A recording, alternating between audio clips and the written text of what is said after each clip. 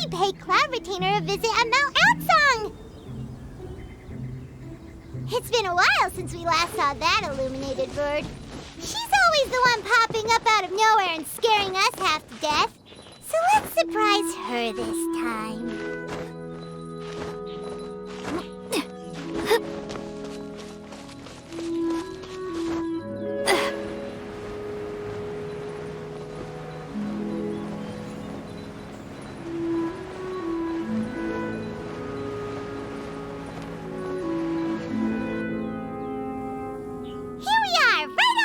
Place.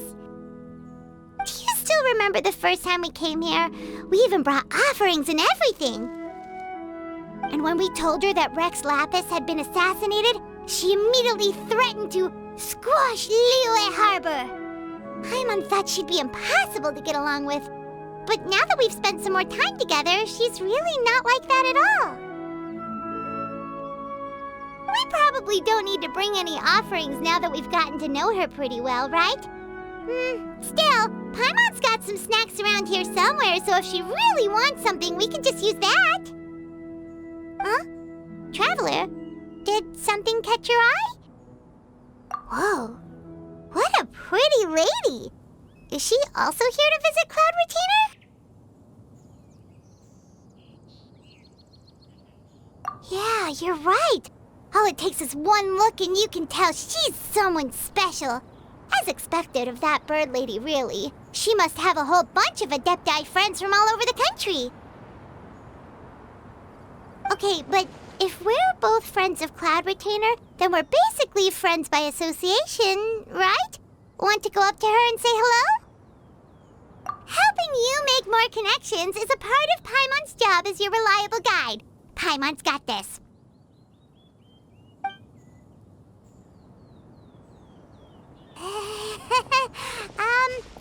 Hello.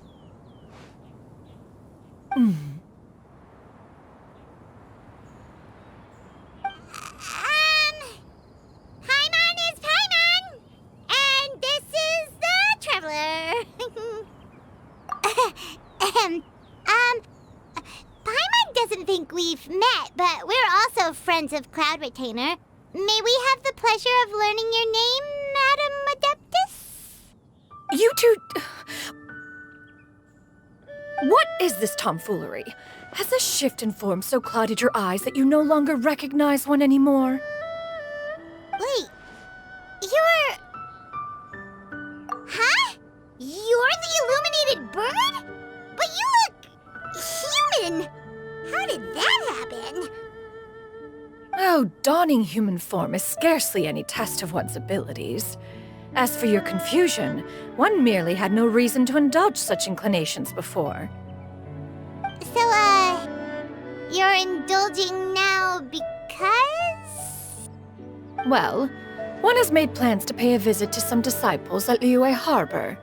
Taking on a human form for such a trip is simply a way to make matters less conspicuous. You? Worrying about keeping a low profile? You're the one who likes to pop up out of nowhere all over the place. In fact, Paimon can think of several examples. Like last year, when you suddenly appeared on the top of a roof without any warning. Or...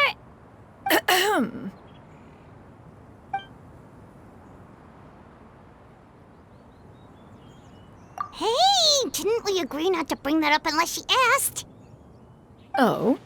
So you have taken care to follow the proper rules of etiquette after all. Most commendable.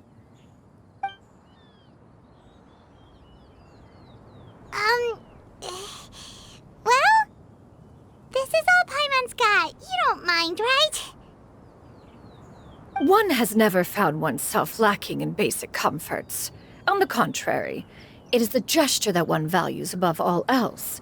So long as you've shown proper respect and consideration, the quantity or quality of the gift is but a trivial matter. That kinda makes Paimon feel a little guilty for trying to keep them for herself. Anyway, where were we before you reminded Paimon about the gifts? Ah, right. So by disciples, you must mean Ganyu and Shenhe. It's also been a while since we last saw them. Maybe we can come too. One planned to extend the invitation even if you had not raised the matter yourself. Xianyun Ganyu should be quite pleased to see you again. However, one would first inquire as to the reason behind your visit here. You have cause to seek one's company? Yeah, we just found ourselves missing you and wanted to see how you were doing. We were hoping you'd tell us one of your stories. Who knew we'd run into your human form while we were at it? Is that so? If there are no urgent matters at hand, then let us make haste for Liyue Harbor. Ganyu is likely still working at Yue High Pavilion, so that shall be our first stop. Sounds great! Then let's all go to Liyue Harbor!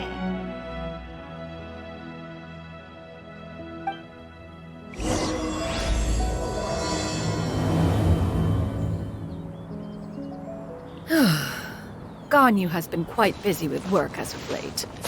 One can count on one talon the number of times she returns to Mount Outsong each year. Xianyun has also secured employment recently.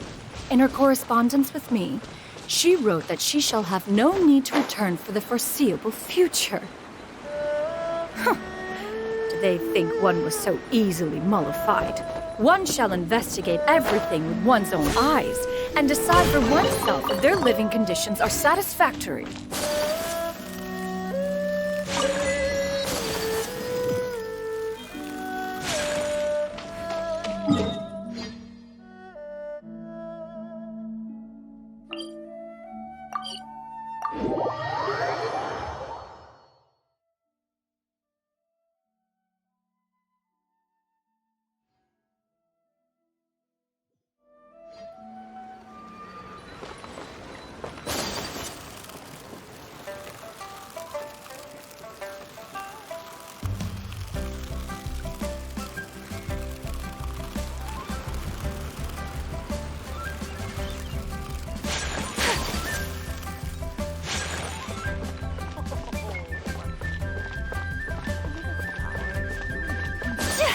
This is a peaceful neighborhood.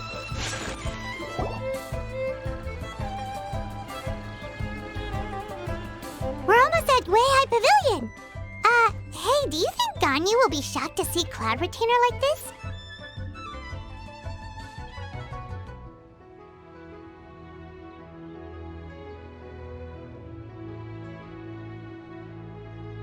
Guess we have no idea if Shenhe and Ganyu have ever seen her in this form before. Wait, where did she go? Why are you just standing there, Cloud Retainer? Quietly now. One shall stay here. You two can go and meet with her. But why? Isn't it better if we all go together? If one were to proudly proclaim one's presence, Ganyu would surely profess herself otherwise unoccupied and drop everything to attend to one's visit. One fears that would only result in her staying up all night to make up for lost time. One does not wish to trouble her. Conversing vicariously via you two shall suffice. Do remember to inquire as to her recent well-being. Again, do not mention one's presence here. Fair enough. Makes sense. All right, then. We'll just pass on your regards and... Cloud Retainer? Oh, busted. Is that lady someone you know, Ms. Ganyu? She is indeed. I'm sorry, Huixin, but could we delay the upcoming meeting for a little bit? I believe my schedule today is quite full. Although, perhaps I could move some work to later in the evening. Oh, not to worry, Miss Ganyu. I'll make the necessary arrangements right away. Thank you, Huixin.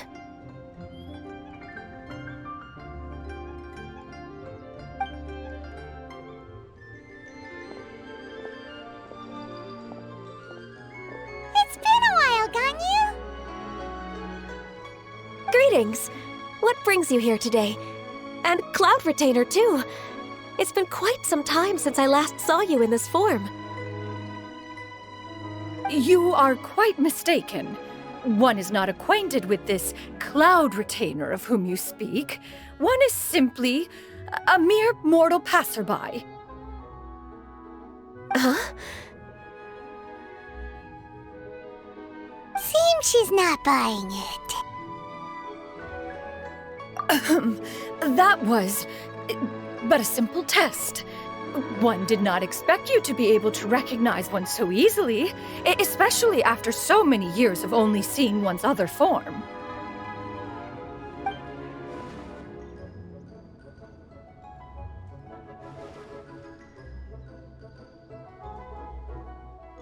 But recognizing you is, my responsibility as your disciple.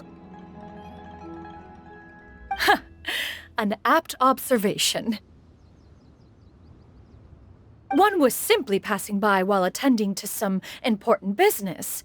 One thought it would only be fitting to pay you a visit while in the area.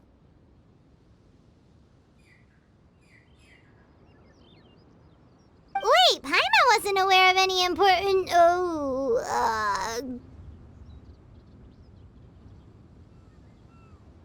Cloud Retainer's right! We've still got something super important to do, so we can't stay here for too long today. Oh, is that so? But it's been so long since we last saw each other. One simply desired to see you and had no intention of interrupting your work. A quick conversation should suffice for today. A more involved reunion should wait until you find yourself less occupied. I understand. That should be fine. While one acknowledges the amount of work that you have to deal with every day, one must also remind you to rest. Though adepti blood flows through your veins, excessive exhaustion will still cause grave harm to your body. It still makes one nostalgic to see you as you are now, respected and independent. When you were young, you oft begged one to cuddle you to sleep when you suffered from nightmares. Cloud Retainer! Stop!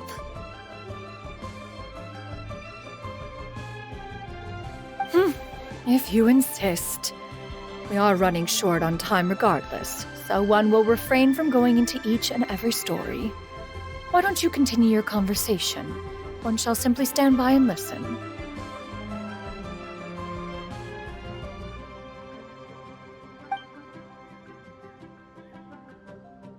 Wow, you've been to so many new places since the last time we spoke. If you ever need anything, please just come find me at Liyue Pavilion. Also, forgive me for my presumptuousness, Cloud Retainer, but if you plan to continue appearing in this form, don't you think it'd be helpful to adopt a human name? A human name? Huh. You raise a valid point. Considering the sheer extent of one's renown, Cloud Retainer is surely too recognizable as a name. You really think so? Not that you're not famous or anything, but that famous? You presume to know the extent of one's illustrious achievements. One would hardly think such a thing to be possible. Nevertheless, Ganyu's advice cannot be ignored. From this point on, when in public occasions, be sure to refer to one as Xianyun. Xianyun?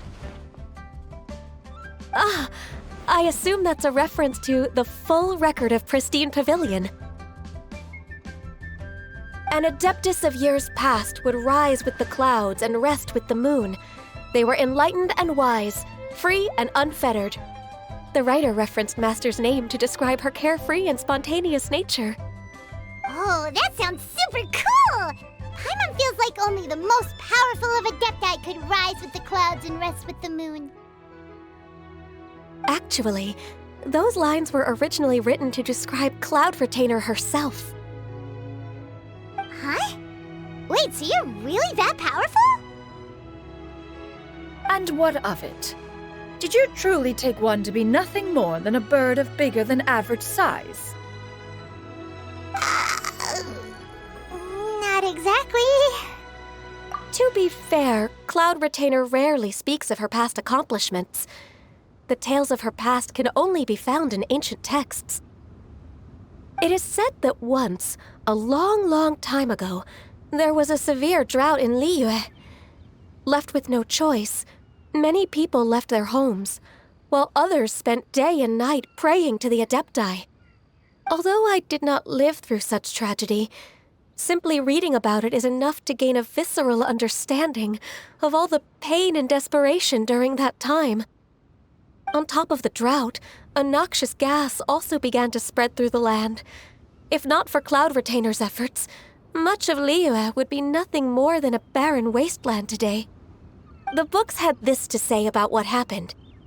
Upon arrival, the adeptus borrowed the wind to retain the clouds. Immediately, the clouds gathered together, and abundant rain burst forth from the heavens. Drought and plague were both driven away, and the people were saved. Wow, that's incredible!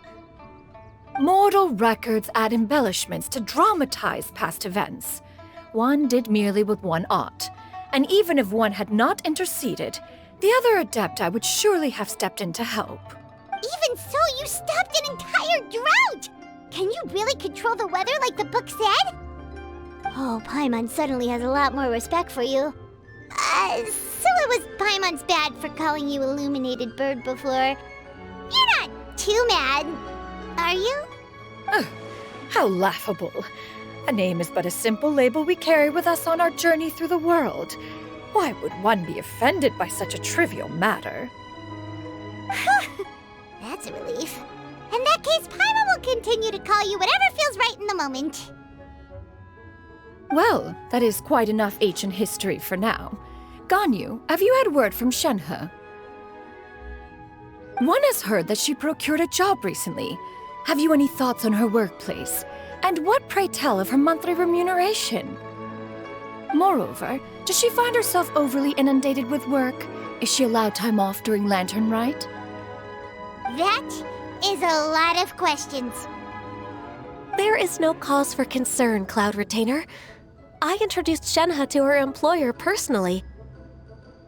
Wanmin Restaurant's business has been booming recently. So, with Chef Mao being swamped with customers, and Shangling still off and out in search of new recipes, I introduced Shenhe to staff the restaurant. I see. Most excellent indeed. One has had the pleasure of being introduced to that family. Shangling is kind and astute, while her father is loyal and reliable. One has no cause to believe that they will make Shenhe's work difficult. Now, it is almost time to partake in the victuals of noon. One shall visit Wanmin Restaurant in person and see how Shenhe is doing. Huh? But didn't you just say that you had something important to do? Can that wait until after we've eaten? You may return to your work, Ganyu. One shall see to this matter on one's own. There will be many an occasion to dine together in the future. One is certain the opportunity shall present itself most readily. Of course, Cloud Retainer. Please take care.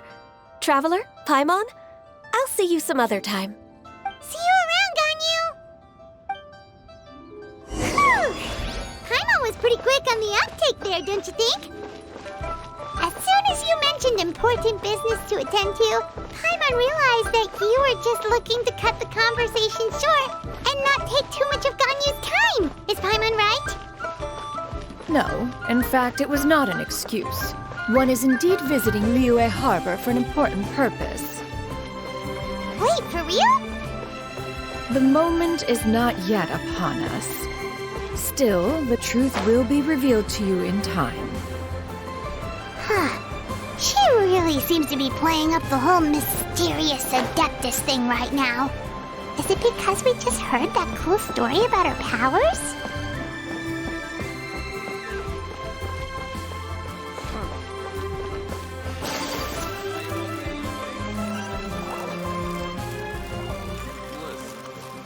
Let me tell you how. You get what I'm saying, right? Yeah, how can I not? Not even fine food is enough to distract from the presence of a fine lady, huh? I'm far more interested in getting her details than ordering any dishes. Hey, how about you ask her? You do it. No. I think you should.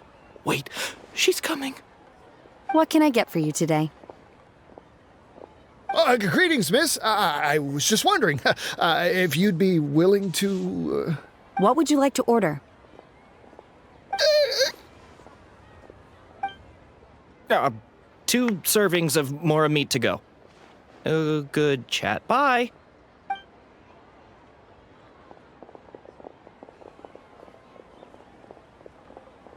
Shenhe! Welcome. It's been a while. May I take your order? Don't welcome us as guests and greet us as old friends in the same line. It's weird. Mm-hmm. Oh, and this is? This is Miss Xianyun. Master? One does not recall ever revealing this form to you before. How were you able to ascertain one's true identity with such ease? I've trained and lived with Master for more than 10 years. I would recognize you no matter what form you take. You... Is something the matter, Master? Hardly. One simply learned of your employment from your letter and came to check on your well-being.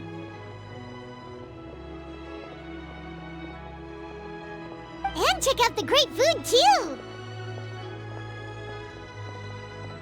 Indeed. It's almost lunchtime. My apologies. I'm still on the clock and can't talk for very long. Well, if it isn't the traveler in Paimon, are you here for Shenhe? The lunch rush isn't in yet, Shenhe. So I've got things covered for now. Go ahead, sit down and enjoy some time with your friends. I'll let you know if things pick up. Thank you, Chef Mao. Woohoo!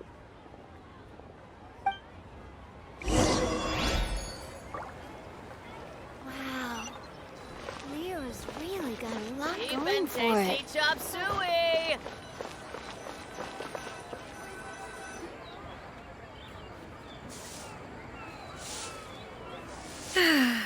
It is just as one expected.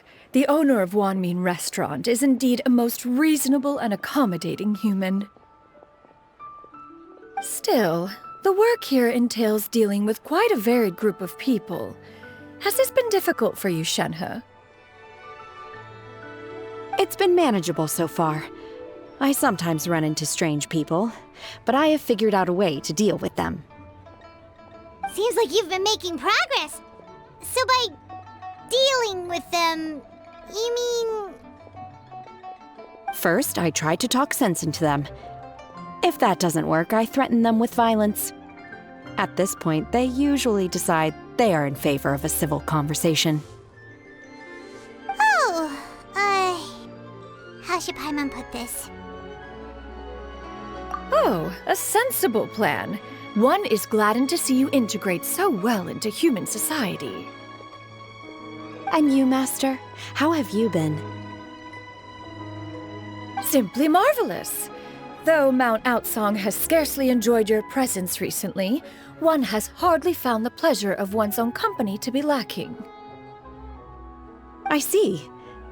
Just as expected of Master.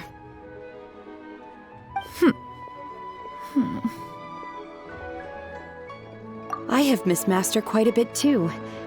Even though work has been busy lately, I've already had a conversation with Chef Mao about taking some time off soon to visit Master.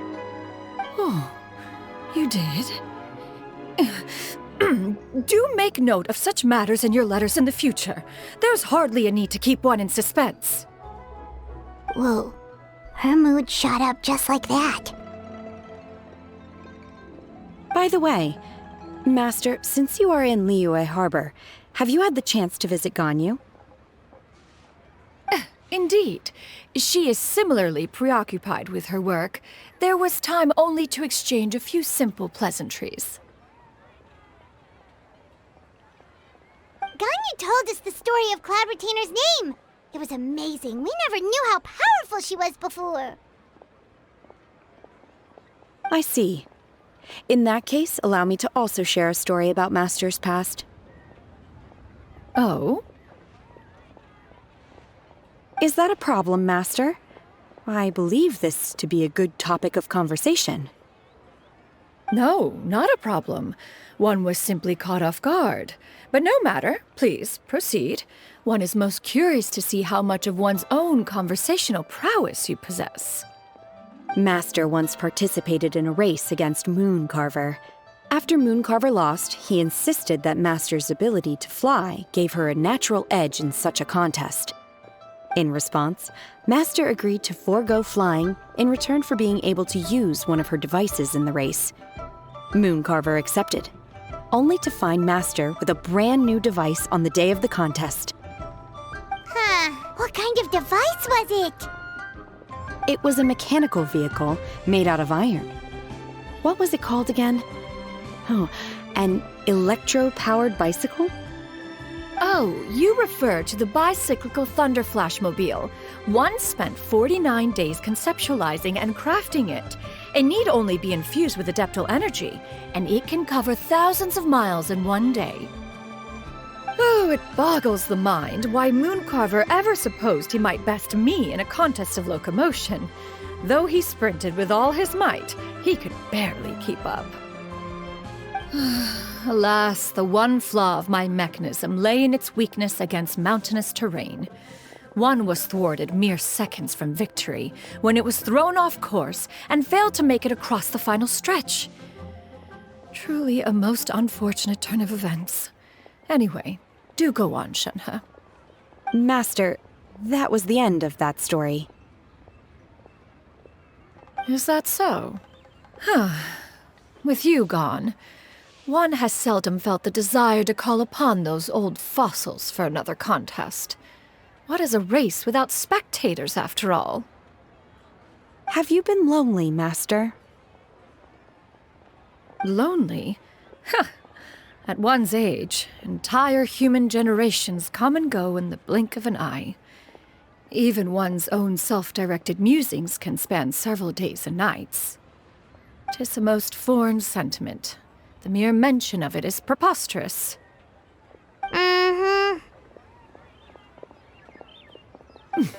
What is the reason for that look upon your face? It's nothing. It's just...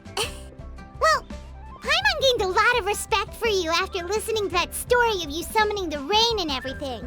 But all it took was a few words out of your mouth and it's like you're back to being that illuminated bird again. Paimon's just a little bit confused. Which one of the two is the real cloud retainer? To me, they are both, Master. One is the master that's widely revered by the people, while the other is the master that I respect and adore. One finds oneself exalted yet again with sweet words of praise and flattery of a most extravagant nature. You chose to exalt one with your words, yet you refuse to grace Mount Outsong with your presence for any extended period of time. One would almost question the sincerity of your estimations. This is not to say that your words paint an inaccurate picture. One has always lived by a single ideal. Eschew all action and abide by no rule. One does as one pleases and speaks as one pleases. Others may critique or praise as they see fit, yet one places little weight in such judgments. She got, 2 sentences of flattery from her disciple, and it's as if her ego is about to burst. Do you have any empty tables?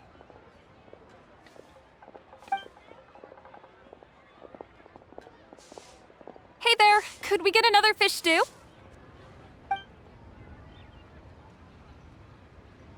I'm hearing more guests come in. I should get back to work. All right, good luck with the lunchtime rush, Shenhe. I'll try my best. So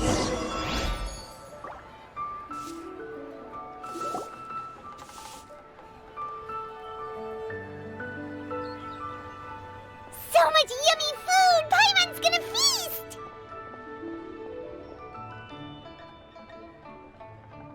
One is fond of all kinds of delicacies and delights in a multitude of flavors. The dishes here demonstrate no shortage of culinary skill. Their unique flavor profile has left one more than satisfied. In fact, one has been struck by quite the fit of inspiration. One has already begun to conceptualize the next generation of supreme cuisine machines.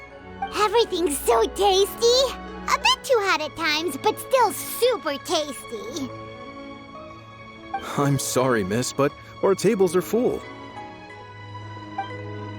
Shall we try somewhere else, Granny? But it smells so delightful. Can we really not eat here? My poor legs can't go on for much longer. Well, you could always check with some of the other guests and see if anyone's happy to share a table. Okay, I'll ask around.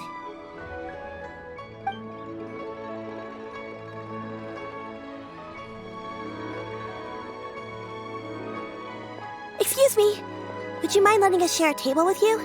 There are no empty tables left, so... Ah, well, Paimon doesn't mind. What about you guys?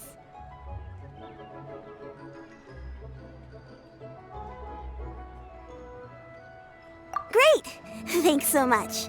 My name is Xianyun, and this is my granny, Yuendai. Granny? Yep. Is there something wrong with that? No, Paimon's just a bit surprised. She looks so young. Yeah, a lot of people compliment Granny on her youthful looks, but she's actually much older than she appears.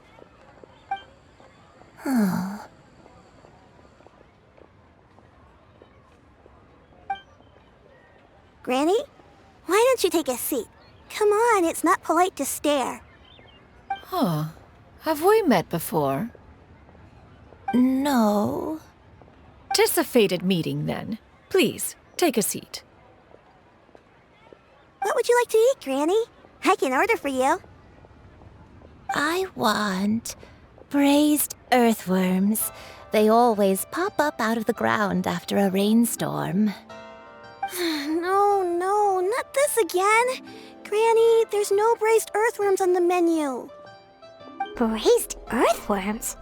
Well, that sounds weird. Do people actually eat that? Right, that's what Paimon was thinking too. Need any help? Help? Oh, do you mean with Granny? Thanks, that's nice of you to offer. Granny has pretty bad dementia, so her memory's getting worse all the time. She's always saying things that sound kinda confusing. Actually, her memory's been bad ever since I was little. But it's gotten so bad lately that I even have to remind her who I am every morning. They died young. It's just me and Granny now. But it's okay. Don't feel bad. Granny loves me a lot, and I love her a lot too. Sure, it's hard at times, but you just gotta make the best of the life you've got. Wow, you're really tough for your age, kid. You're too kind. And me? Oh, what about me? You're tough too, Granny. Plus, you're really gentle, and you're always there for me. Yes, and it's hardly as if I forget everything. I still remember the important things. Wait, what was that really important thing again? Ah, I remember now. It was a dream. I had a dream where everything was dark. Someone was standing in front of me. She told me to come and find her, and that once I'd found her, I would be free. Huh? That sounds super important. But how come you've never told me about it before? It was just a dream, so I forgot about it. But I'm in a good mood now, and somehow I remembered it again. You know, I believe I've had this dream a great many times. But just how many times have I had it? Now that I do not remember. Wait, So you have a reoccurring dream where someone's talking to you? That sounds spooky. Does that mean you're possessed? Unlikely. Her eyes are clear and her breathing remains calm and level. One sees no signs of possession.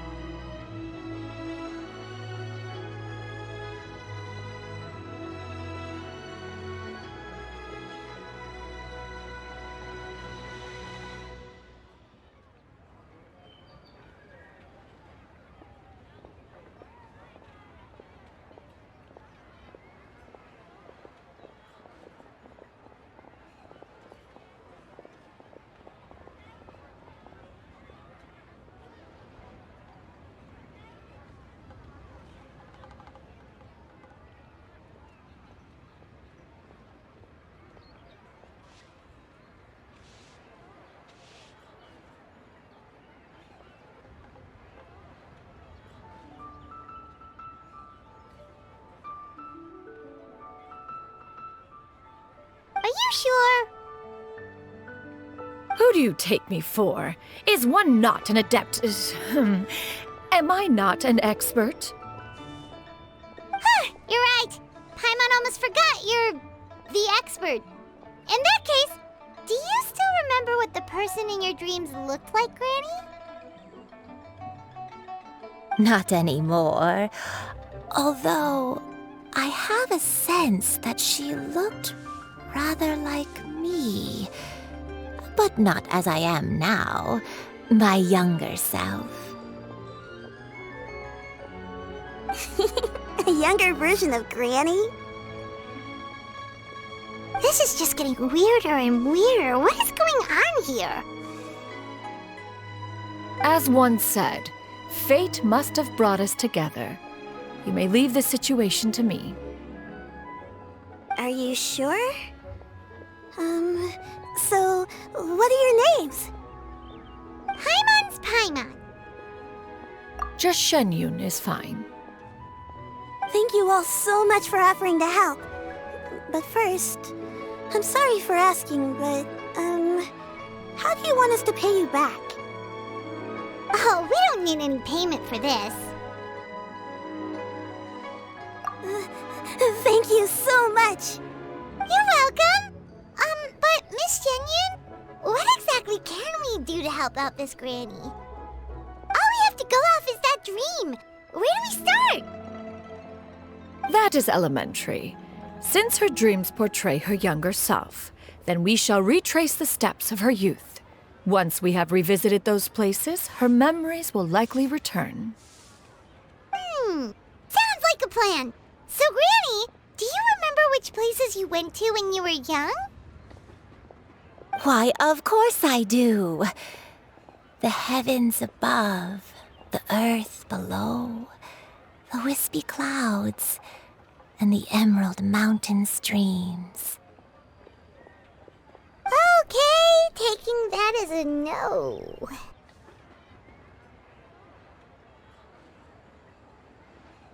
I might have an idea. Once, when I was really little, my dad told me that Granny used to be a martial artist heroine who saved loads of people from a disaster. If it's true, then maybe they wrote about it in the history books or something. A martial arts heroine? Oh, Shinto knows tons about Liyue's chivalric traditions. If anyone knows about the heroes of the past, it's him. Let's go find him at the Xianyun Commerce Guild. Are you leaving already? But I'm still hungry. I'll go order some food, Granny. If there's nothing on the menu you especially want, I'll just get a few different things. It seems we must part ways for now. The Traveler and Paimon are bound for the Xianyun Commerce Guild, while Yuendai and Shuyu shall remain here and partake of their lunch.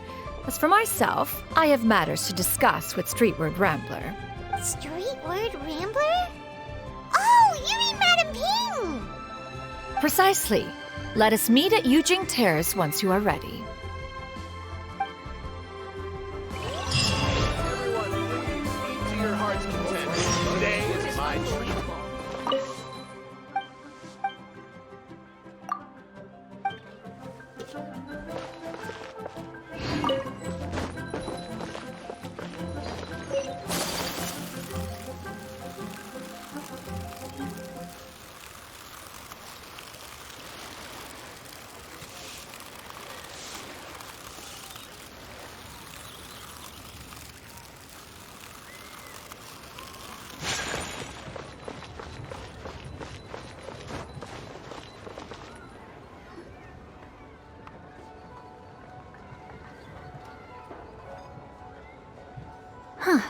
It's you two.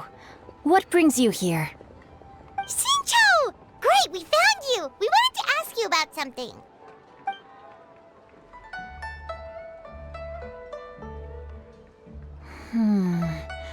That's not a whole lot of information to go off of. I don't know if I can say for sure. I can't pinpoint her identity from your description alone. But considering her age, I am reminded of a nameless heroine who's been featured in various chivalric novels. Nameless heroine? That's right. The novels often speak of a great drought from 50 years ago. As the people suffered, a nameless heroine appeared and began to clear away evil spirits and bandit camps.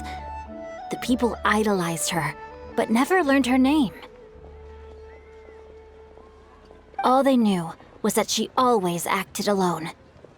Later, though, she supposedly fell in love with a similarly noble-minded exorcist from Mount Tianheng. They were well matched in more ways than one, often fighting together as a fearsome duo of otherworldly strength. After the drought ended, the heroine and the exorcist left the public eye and began living a reclusive life in the mountains. All that remained were tales of her incredible accomplishments.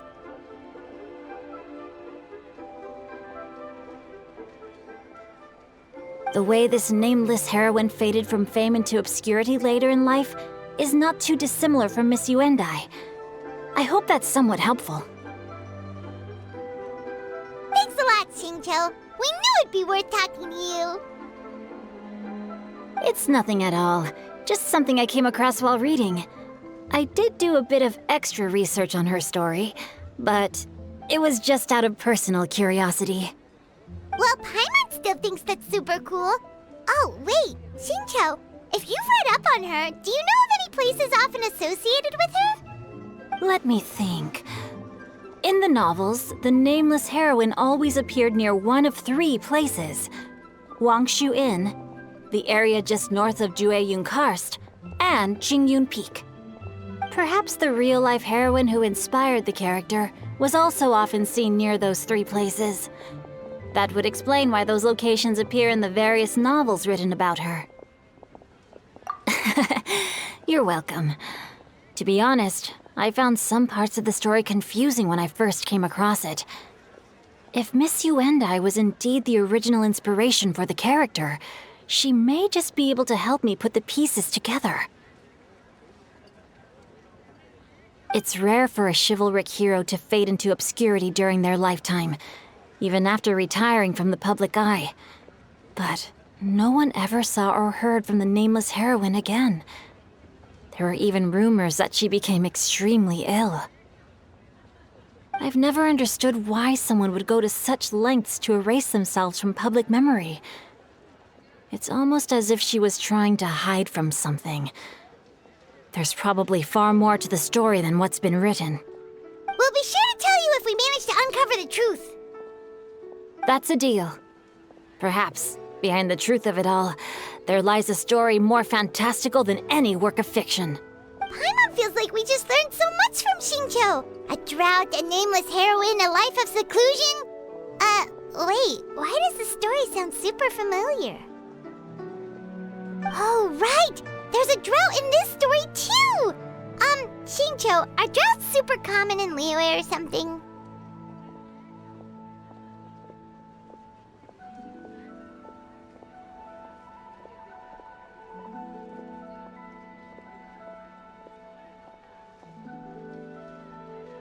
Well, they used to be. But people have long since developed methods to prevent them, like by cultivating the soil or digging canals. So while droughts do happen from time to time, they are rarely regarded as true disasters. The drought 50 years ago is probably one of the worst we've had in the last several centuries. The crops withered, the streams ran dry, and the monsters in the mountains became rabid and agitated. Countless caravans were attacked, and people who lost their homes came together to form bandit groups. What started as a natural disaster soon became a human tragedy as well. That sounds awful. Yeah, and that's exactly why the nameless heroine was so beloved. She must have been someone of true integrity, to do so much for the people while asking nothing in return. Still, as terrible as that drought was, it was nothing compared to the truly calamitous disasters that befell this land in ancient times. They say that back in those days, disasters were both more severe and more common. Only the strongest of adepti could hope to dispel the ruin and devastation. Do you have any other questions? We're good for now. We're just going to head back and meet up with Miss Xianyun and the others again. Paimon hopes that Granny Yuendai will be able to remember more of her past. She used to be a great hero who saved many people. So sad that she can't recall any of it. Anyway, we'll be off now. See you some other time, Xingqiu. Thank you so much for your help. It's no problem at all. Safe travels.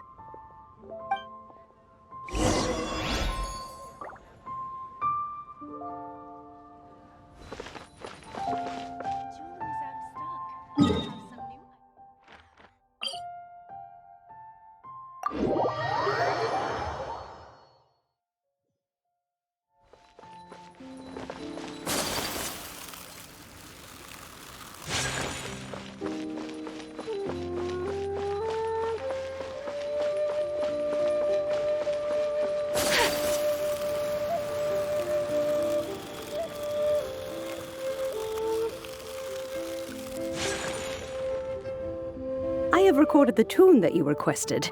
I hope it will be of help to you. Oh, thank you. Straight word, Ping. What has amused you so? Oh, it's no serious matter. I was just reminiscing about the last time I saw you in this form. Time has wrought such change in this world, and yet you appear just the same as ever. Time has little bearing on one's existence, nor has one keenly felt its effects whilst dwelling at Mount Outsong. Nevertheless, Ping, one would like to seek your counsel on a personal matter. Oh, why so formal all of a sudden? I must say, you're making me a little nervous. What is it? Well, the inquiry is as such.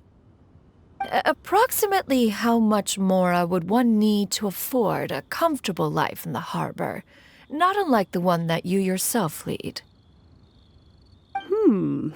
It does not require as much as you may think. Still, do you mean that... Cloud Retainer, Madam Ping!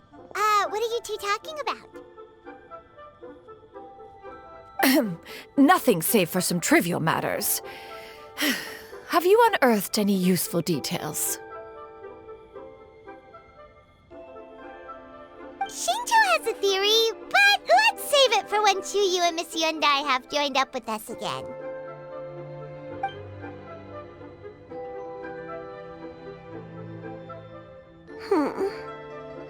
Do not be troubled, young lady.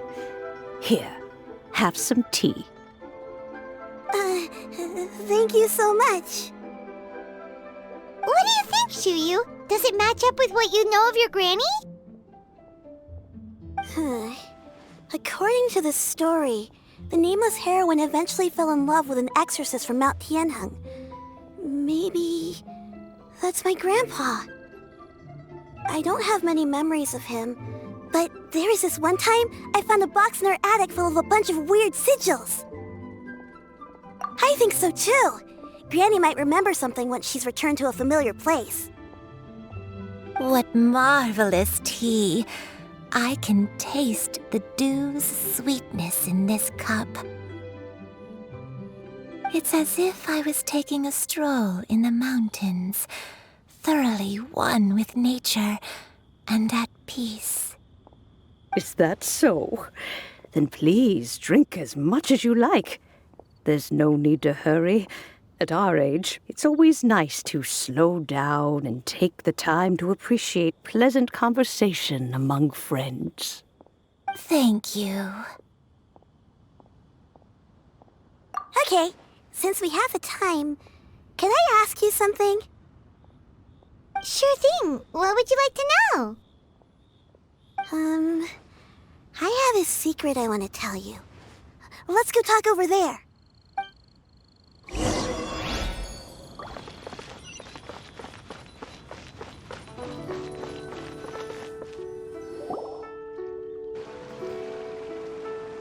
What's wrong, Xianyun?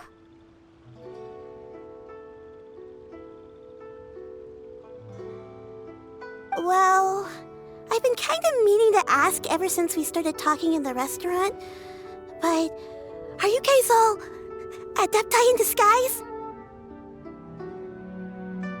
Oh! About that. Well, you guys just seem super special. Plus, I think I might have heard Miss Xianyun call herself an adeptus. Oh, must have been a slip of the tongue. Xianyun, since you were the one who, misspoke, maybe you can explain to Xianyun here what you really meant by that. One is indeed an adeptus. Is that of some concern to you? Huh? I knew it. Well, one time when I was a little kid, I saw a pure white illuminated crane. I had this super high fever, and Granny wasn't around. I was feeling all icky and gross. But then this snowy white crane flew down from the sky. She put me on her back and flew me to her cool adeptus house and fed me some sort of magic potion. When I woke up, I was already back in my bed and my fever was gone. I really wanted to thank her, but I was too sleepy to stay awake, so I never got the chance. So, I just kind of wanted to ask if maybe any of you have ever met an adeptus like that? A pure white illuminated crane? The only two we've ever met are blue and white and black and brown. Have you ever met one that's pure white, Cloud Retainer? Never has one met an adeptus with such features. One surmises such a description is but a hyperbolic embellishment that oft results from narrative accounts. That's weird. Was it really just a dream then?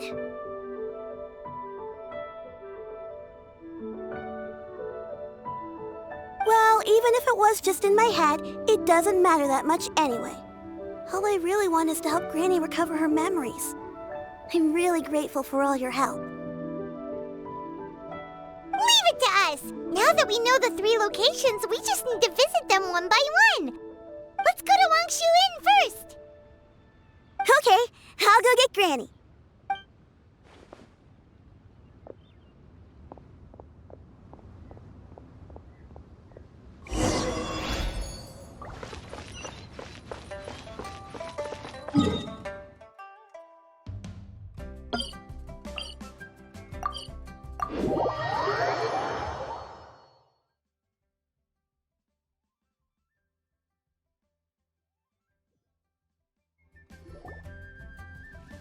Wangshu Inn. Wangshu Inn. Do you remember this place, Granny? Yes. The fish here is very delicious, and if you look out into the distance, you can always spot a bird that's been left behind by its flock. I believe I used to have a room here. It had a window. Yes, I spent a lot of time looking out that window. Which room was it again? Let me look.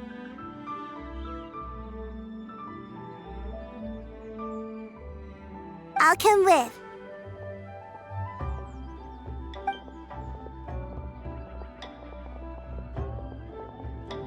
Paimon's still having some trouble understanding what she's talking about, but if she's so familiar with this place, that must mean she lived here, right?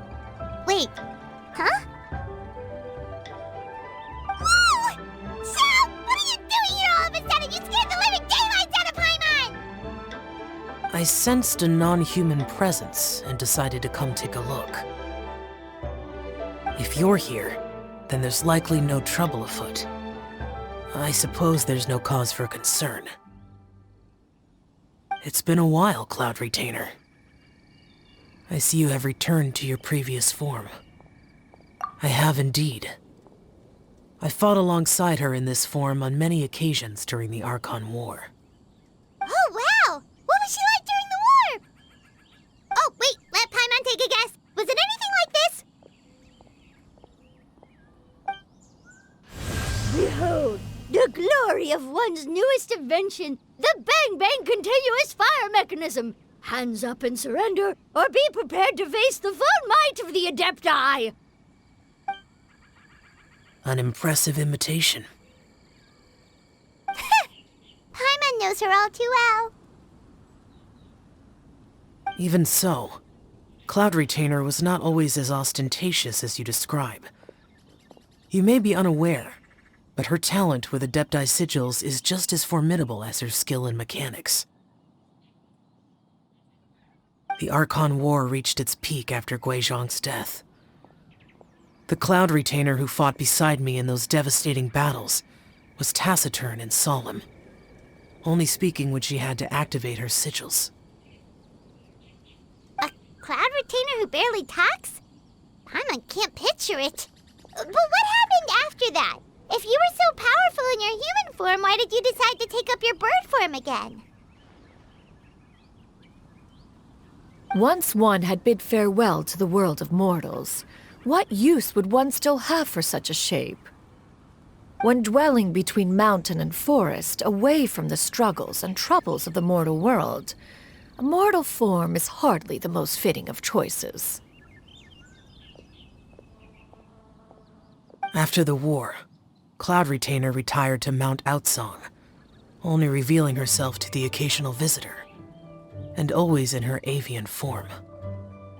Although I do believe there was an occasion some 30-odd years ago when she decided to don her human form. I believe it was for the purpose of... One believes there is little need to relive bygone matters. Granny, are you okay?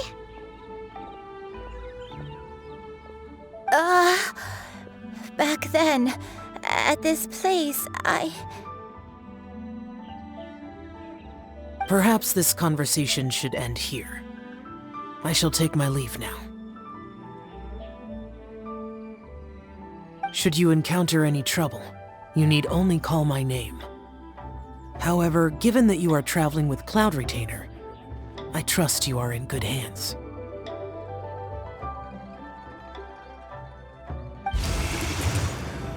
Everyone! I think Granny is finally beginning to remember her past. Slowly now, calm your mind and recount what has been recalled. A long time ago, I stayed here to recuperate from my illness. Huh. So what Shinjo said was true! You did fall ill! Was that why you went into hiding? I don't remember. I'm very sorry, but I can't even remember the name of my illness. The only thing I can remember is that it took a great toll on me, and there was no cure for it. I was confined to my room in Wangshu Inn, where I spent many days unconscious.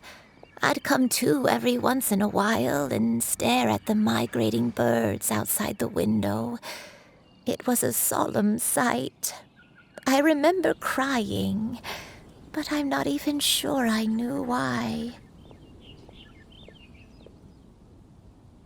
One day, I met a traveling merchant. Upon hearing of my illness, he sold me a bottle of soul-revitalizing tea pills. He told me that the pills were concocted using adepti blood and could be used to alleviate my symptoms. Sure enough, I made a full recovery. My illness remained dormant for several decades after that.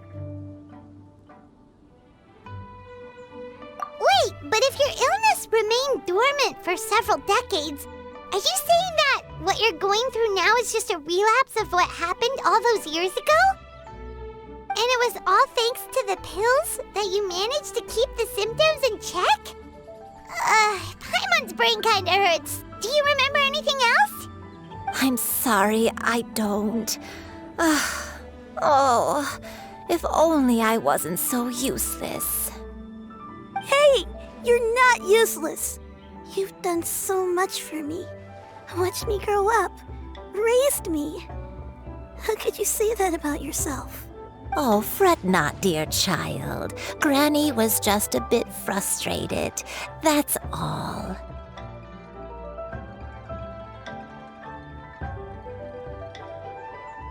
The recovery of a person's memories is a gradual process. Finding pieces of one's past is always superior to not finding anything at all. Let us make haste to the next location. Next location. Next location. Oh, why don't we go to the area north of Dwayun Karst next? There isn't really a landmark there, so where should we start? Oh, Paimon's got it. Let's check out the houses in the area first. After all, if she was there for any length of time, then she would have stayed somewhere, right? Oh, Paimon's really got her thinking cap on today. At this rate, we'll recover all of Granny Wendai's memories in no time.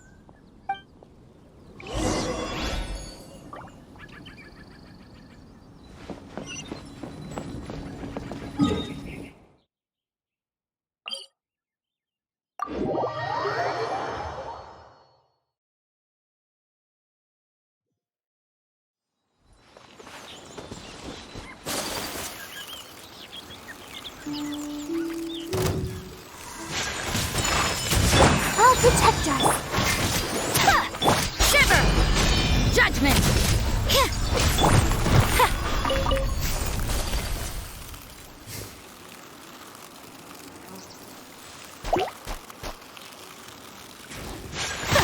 Take flight!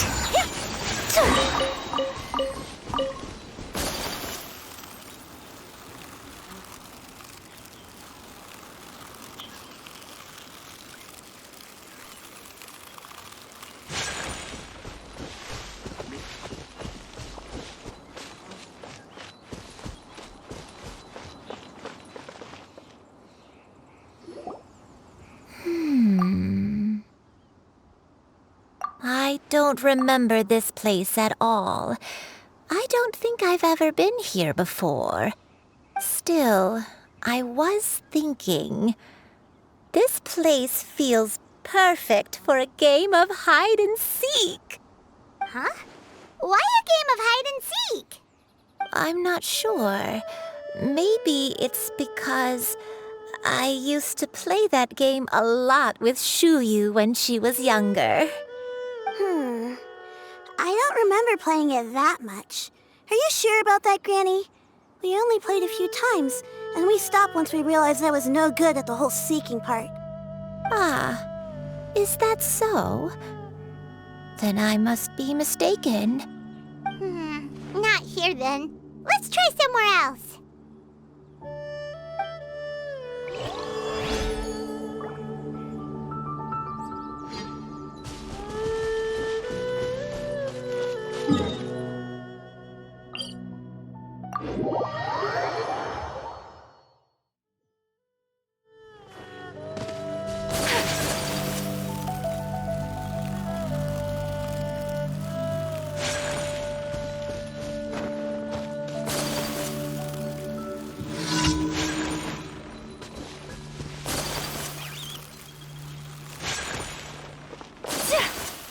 Whoa, why are there so many treasure hoarders here?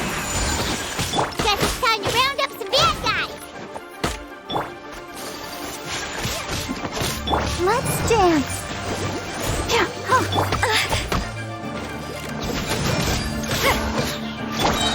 My apologies.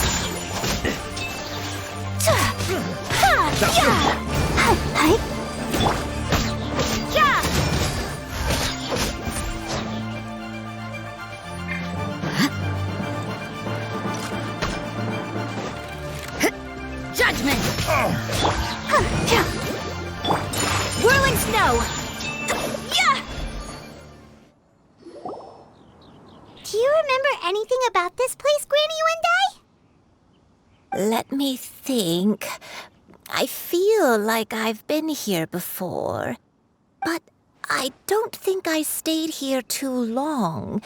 I might have just rested here briefly before continuing on my way. Got it. That's okay. There are still plenty of other places we can check. Wait a second. If I remember correctly, I believe I brought... Ah, yes. I brought some sweet snacks with me. Go on, take some. You need to eat a lot if you want to grow big and strong. Oh, thank you. Then Paimon will help herself.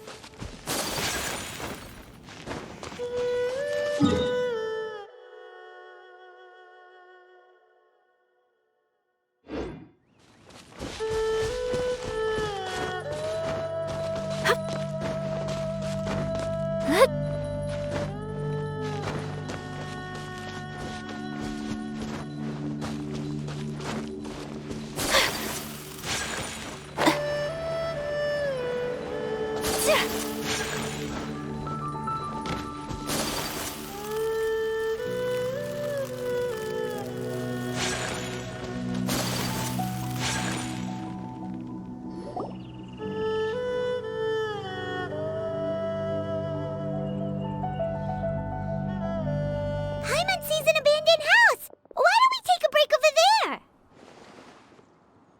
This place, it's...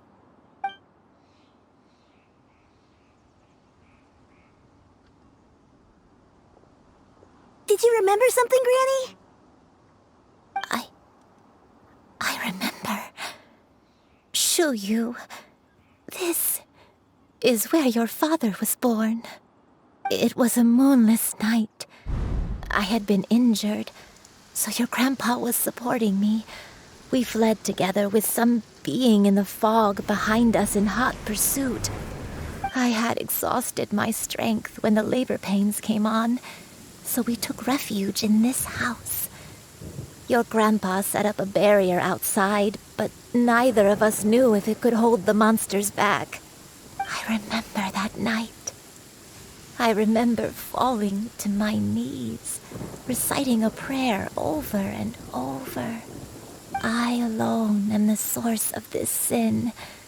Punish me as you wish for forsaking my oath, but spare my innocent child. Sin? Oath? Did you do something wrong? I don't know. I don't remember. I only remember praying in the darkness with all my strength until the sun finally rose again and the fog cleared out. Eventually, the house was filled with the sound of my baby's first cries. That baby was your father. I remember I clutched him tight to my chest and wept tears of joy. It was the first time I'd ever felt such happiness in my life. My dad? He was my pride and joy, and so are you, Shuyu. You're so much like him, and I love you both so much. But you're always going to be different from me. Why? Just what did I do? I don't care what you might have done, Granny. You'll always be the person I love more than anything. You're too sweet, Shuyu. I'm lucky to have you with me. If not for you, I would not have had the courage to come here, to try to remember what I had forgotten. All right, let's not stand around any longer. There's one place left, yes? Let's go take a look. If one recalls correctly, the next place should be Xianyun Peak. I may be a bit slow, but I'll do my best to keep up. I'm sorry to keep everyone waiting. Climb on, I shall carry you to the top. Oh, such lightness of weight. All those who grow old grow frail in the end, do they not? First, you lose your memory, then your health. Eventually, you end up losing everything. My only wish is to depart this world with a lucid mind, to free myself of this torment and the burden it places upon others. Fret not, you have my aid in this endeavor.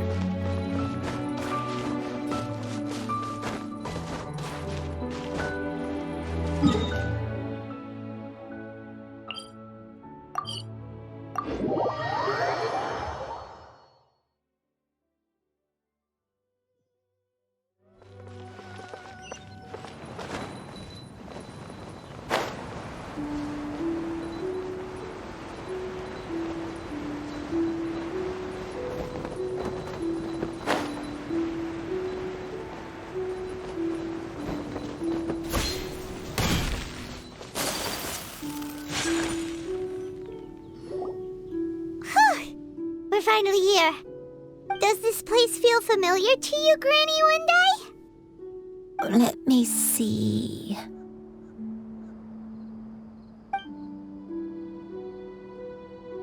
How strange. Have I lived here before?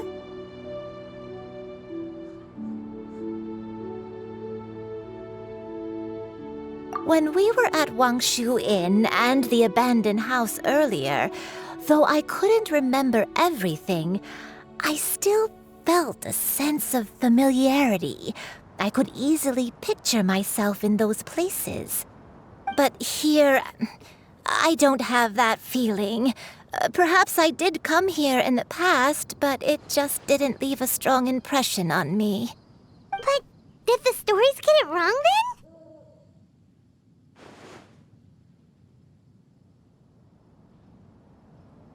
Yeah, that's true. But they're also the only thing we have to go off of. Paimon was hoping this place would jog Granny Wendai's memory just like the others. I'm sorry to disappoint you two. It's all right. We're not going to give up yet. We'll figure something else out. Just you wait. Thank you. If only I could remember. Huh? That way. What's that mountain?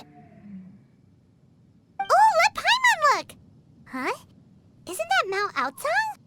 Looks like we've come full circle. Mount Outsong.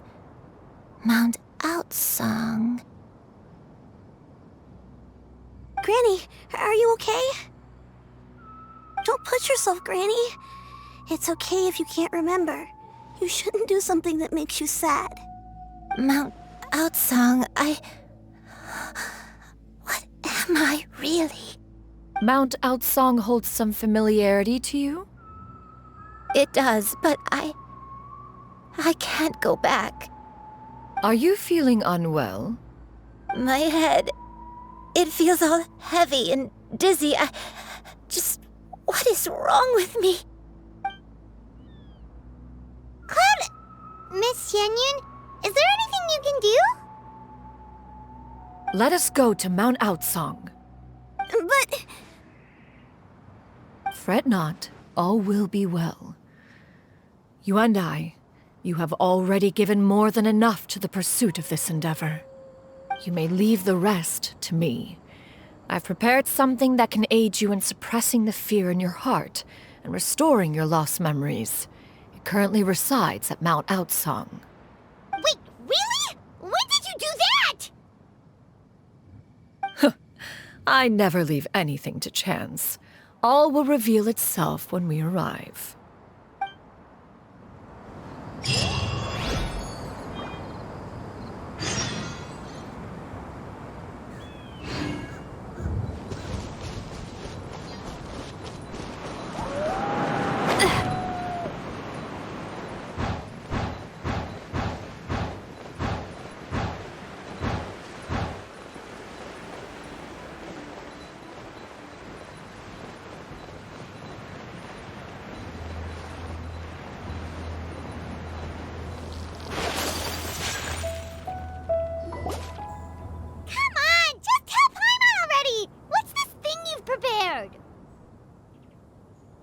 Here, this is it.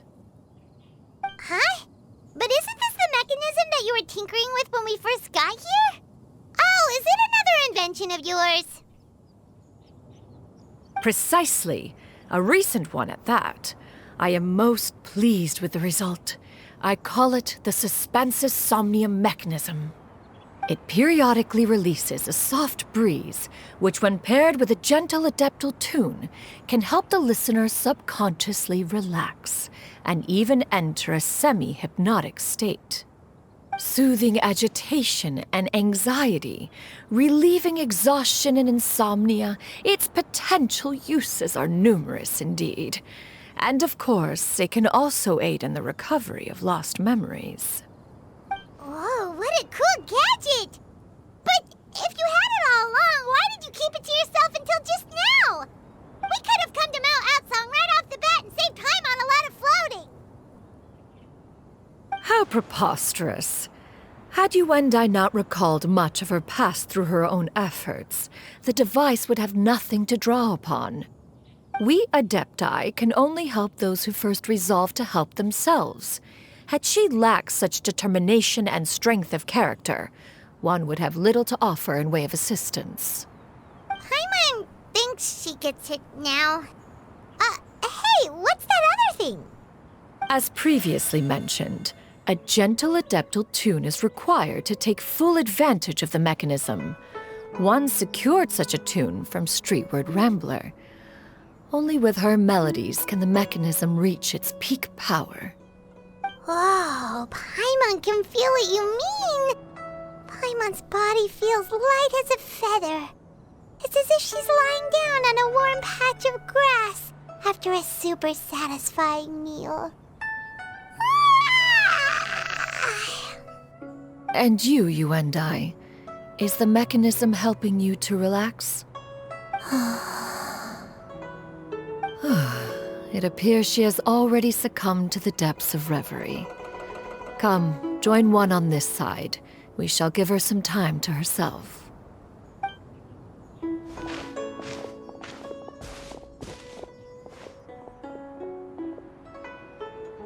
The drought is over. But why do you look like you want to cry? The potion. It's nearly run its course. I've never regretted meeting you. Not even for a second. Please. Please, no.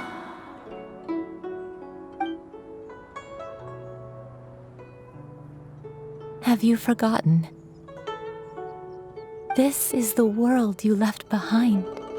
One of gentle breeze and morning dew, perfectly straddled betwixt the realms of heaven and earth.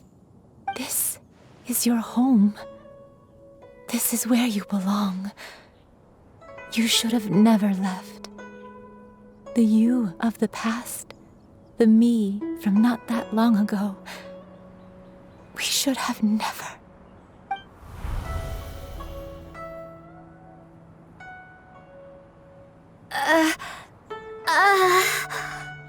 So that is the truth.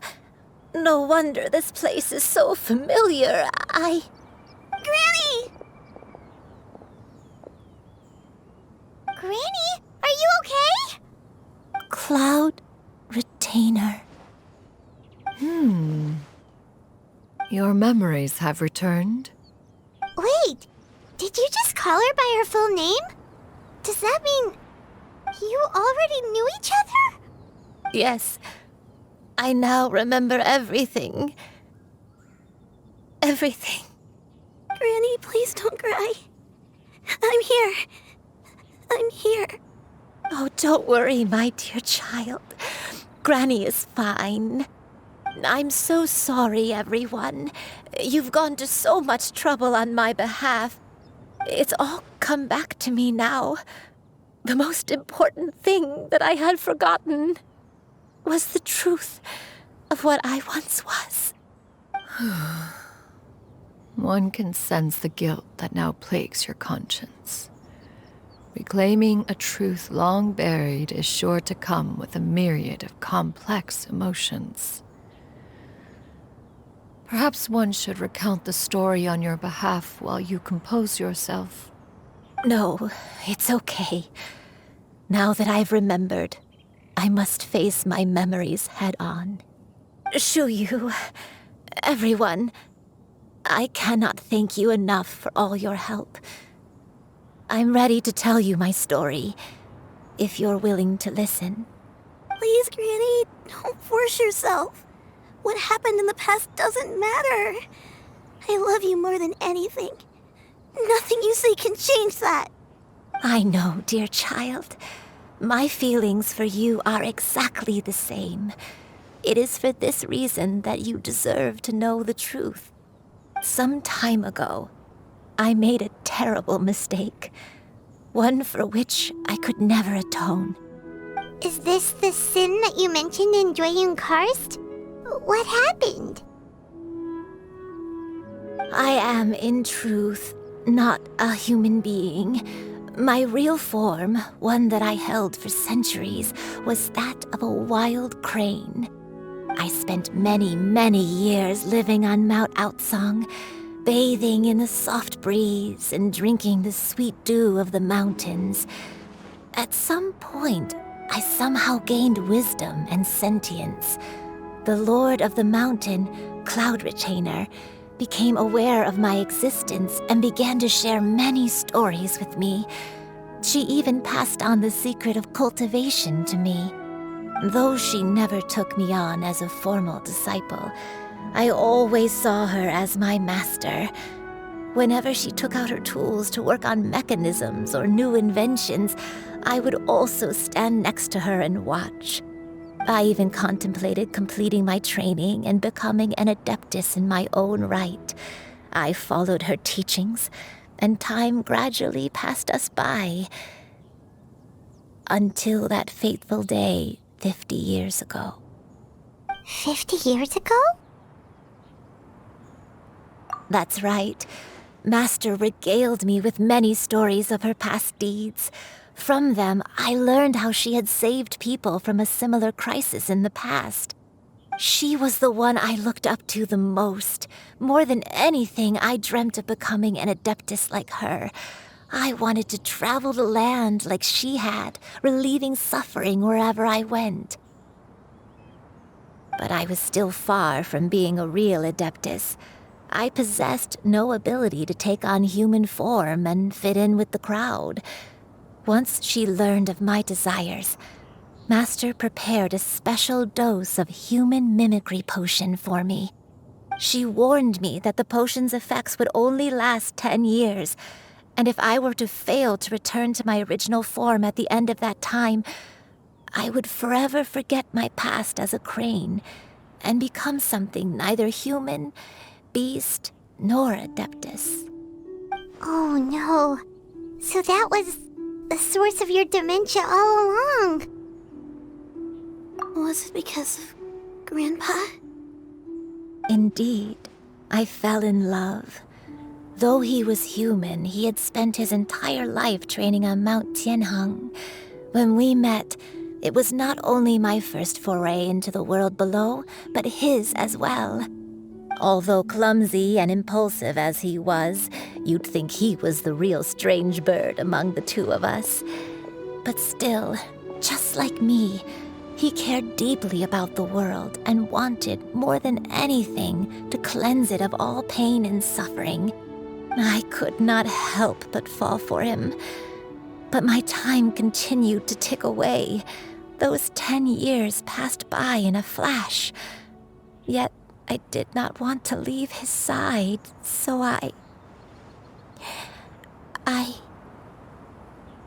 Oh no, what happened next? I committed an offense. I wanted to stay with him, even if it meant living a life full of pain and suffering, even if it meant that I would eventually turn into a monstrosity. I knew I had betrayed Master's hopes, but I was too ashamed to face her. So I wrote her a long letter instead and asked someone to leave it outside her abode. I was convinced that she would not support my decision, and I lacked the courage to speak to her face to face. In my shame, I fled and tried to hide from the world, such that no one would be able to find me again. But that was only the beginning of my troubles. I began to suffer from a strange illness. My memories became hazy and confused, and I could no longer keep myself awake. I understood that my pain was caused by my refusal to return to the life I was fated to lead. Along with my memories as a crane, I soon forgot the true cause of my suffering as well. I knew only that I had committed a sin. All I could do was pray for forgiveness, even if I had long forgotten what needed to be forgiven. Looking back, I was beyond lucky to have come across that traveling merchant at Wangshu Inn. It was such a fortunate coincidence that we were there at the same time. If it weren't for those soul-revitalizing tea pills, I probably would have... Granny! What's wrong? Coincidence? Why did I ever think it was a coincidence? Tea pills concocted using the blood of an adeptus? No, it couldn't be. Master, don't tell me. Back then, that merchant was actually... Human custom would dictate the conferral of gifts to be in order when one's progeny is wedded, would it not? Consider the pills a symbol of one's best wishes. So when I tried to conceal my name and mistakes from the world and hide myself away in perpetuity, the only person I managed to deceive was myself. You knew where I was all along. One still remembers when you were but a fledgling. You possessed a certain fondness for a particular game. You would hide yourself among a group of wild cranes and ask one to pick you out from among the flock. One found you with such ease every time. 'Tis a truth most evident. One always recognizes one's own, no matter what form they may take. Wait! Paimon's confused! So, Cloud Retainer, you found Yuendai again? But how? When? And what happened after that? Perhaps it is now time for one to recount the rest of the tale.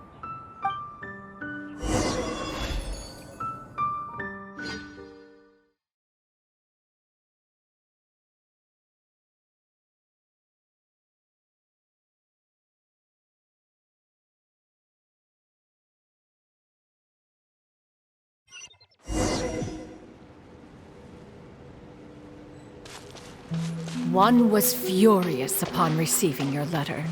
Seized with anger, one set out to bring you to your senses.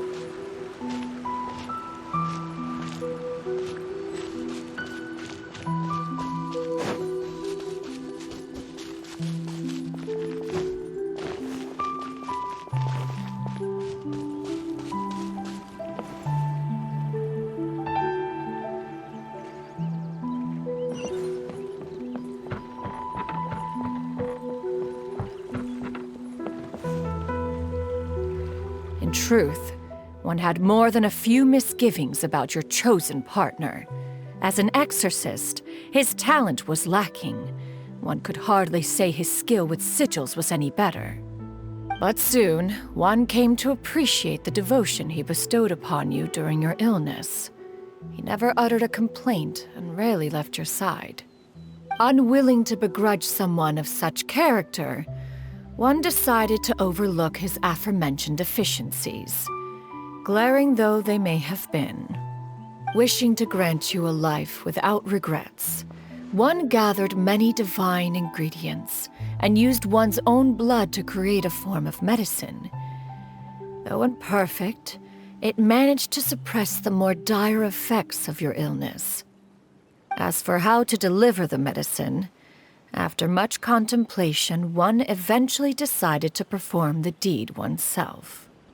One took great care to alter one's features and select the appropriate attire. Only after meticulous scrutiny did one finally set out for Wangshu Inn. As one expected, you were most ignorant of one's true identity. You showed not even the slightest inkling of recognition. One was quite torn.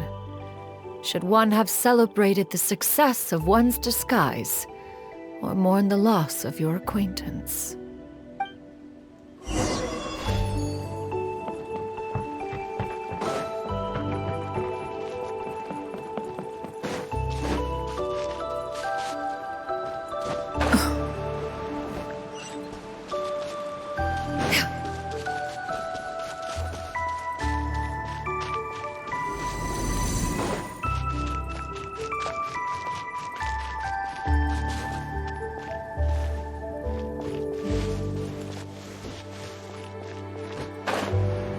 Nevertheless, one would speak to you about another matter, if you are amenable.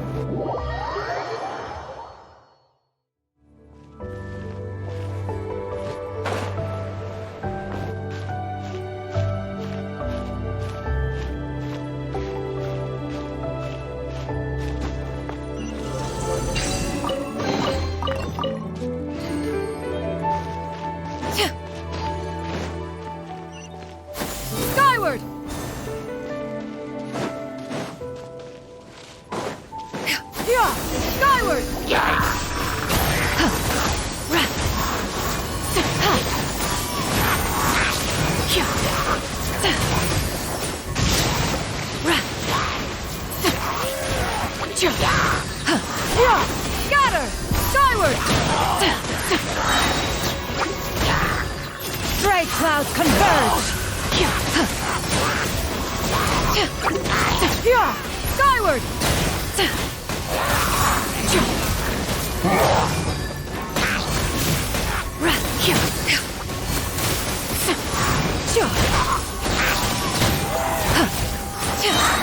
Seize the skies!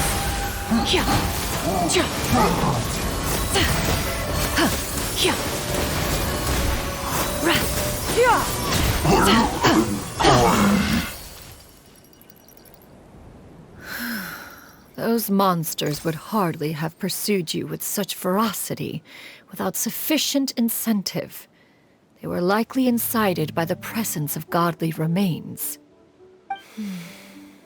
Said godly remains, in turn, were likely drawn to the trace of one scent on your body. One was, after all, an active participant in the Archon War. Some of the gods were likely shattered by contraptions of one's very making. In the end, one was relieved to see you endure through the night.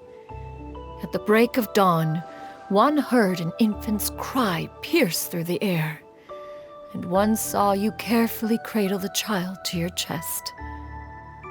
Although certain mortal matters remain foreign to me, one could not help but be moved by your joy. To see you happy, that was more than enough.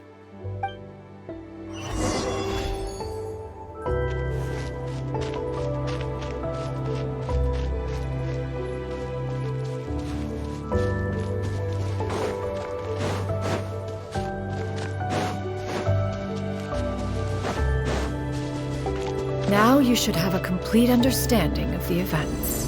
Wait! But if that's true, then the crane who took care of me when I was sick must also be... Ah, one had almost neglected to recount the absurdities of that tale.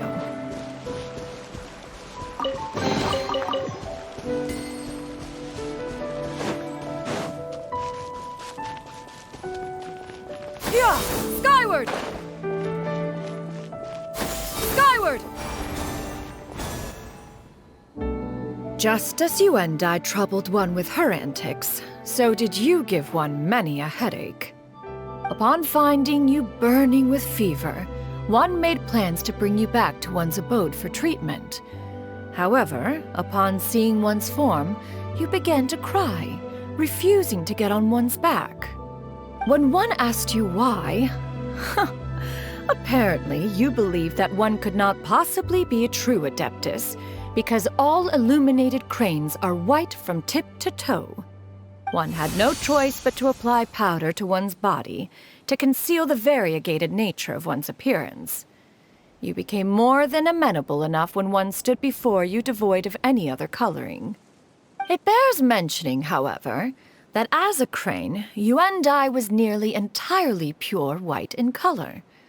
Though you had never encountered her in that form, you still recognize the essence of her being.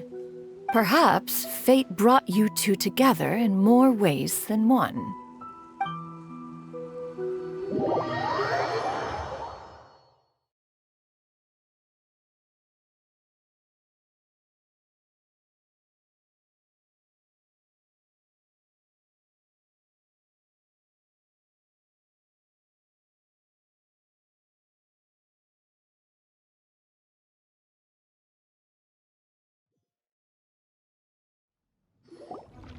Now all has been revealed. One owes you an apology, you and I. One recognized you upon your very entrance into Wanmin Restaurant. One has always viewed you as a disciple of equal standing with Ganyu and Shenhe. Indeed, one wished to bring your story to a satisfactory end with this visit to Liyue Harbor. Still, one could not reveal your identity right away. Had one simply informed you of all you had lost, all those cherished memories would merely have become the fictionalized account of another. Memories are most meaningful when recalled by those who lived through them. Would you not agree? Even if the process was painful and arduous to experience. Have you any further inquiries? Master, I must ask, if you found me all those years ago, why did you leave me be, even though you knew about my mistake? Why did you not bring me back to Mount Outsong by force? One has never regarded your action as a mistake. It was a simple choice, nothing more. When it is time for one's progeny to leave the nest, it is the responsibility of an elder to let them fly free. Yet, when your wings grow weary and the night grows dark, just know that you always have a place to which to return. 'Tis a refuge referred to by many a name in mortal writing. Home, nest, haven. Whatever its denomination may be, its essence remains quite unchanged. One speaks, of course, of a place not unlike one's own abode. One's disciples are free to come and go as they wish, yet the door remains forever open to those who wish to return. One rather hopes you count yourself among them. Thank you. Thank you so much. You and I. One expects you too have sensed the rapid deterioration of your condition as of late. Have you not? 40 years ago, you chose a path without a future. Though one used one's own blood to provide you with a few decades of extra time, it merely delayed the inevitable. One may have extended the path, yet one was unable to alter its final destination. Even the power of an adeptus has its limits. Had your condition continued to deteriorate, you would have forgotten your life as a human entirely. In the end, you would have turned into a creature lacking in the ability to even comprehend its own monstrousness. Fortunately, you were able to avoid that scenario by reclaiming your memories. Though one sped the process along by providing some guidance, the result is entirely a reflection of your own effort. So, what's gonna happen to Granny? One will help her reclaim her original form as a wild crane. If it be fated, she may recover her sentience one day. She's gotta go back to being a regular crane, huh? Master, you've already done more than enough for me. I don't know how I could possibly repay your kindness. This is a better result than I could have ever hoped for. How much time do I have left? Not long. The transformation is imminent. Granny? Please don't leave, okay? You're all I have left. Please! Don't be sad, dear child. Granny has led a wonderful life. My only regret is having to leave you behind. Don't forget to eat well, okay? A growing young lady like yourself needs lots of good food to grow big and strong. Promise Granny you'll take good care of yourself when I'm gone. I promise, Granny. I'll do whatever you say. Good girl, good girl. Don't worry. It's not goodbye forever. Granny's gonna become the most formidable crane in all of Mount Outsung. Granny will train day and night. I won't stop until I can turn into a human without having to rely on anything but my own power. When that day comes, we'll be able to live together again. You and I. How's that sound? Good. That's a good girl. Even though we won't see each other for a little while, as long as we both work hard, we're sure to meet again someday. I'll eat well, Granny. I promise. And I'll wait for you, no matter how long it takes. I'll wait for you to come back. That's a good girl. Then Granny really has no more regrets. I'm so sorry, Master. Thank you for everything.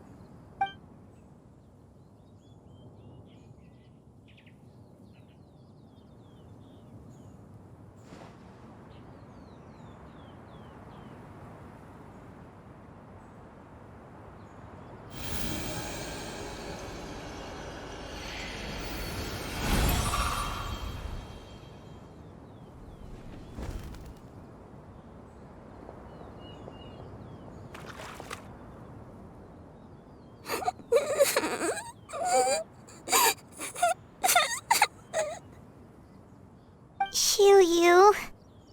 Let her be.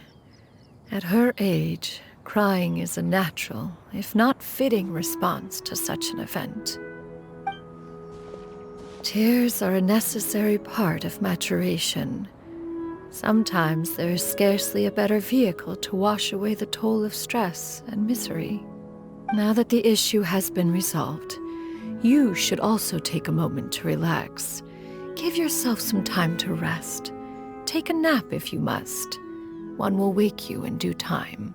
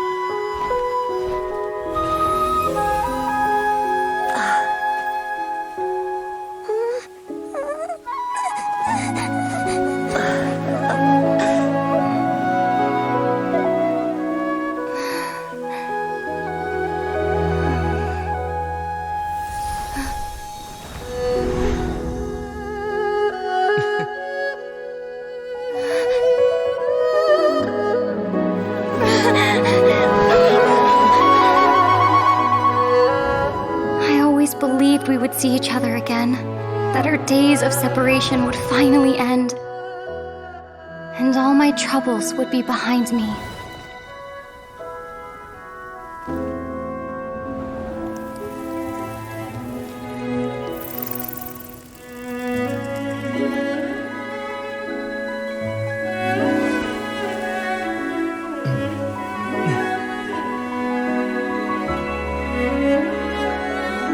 If only things could stay this way forever.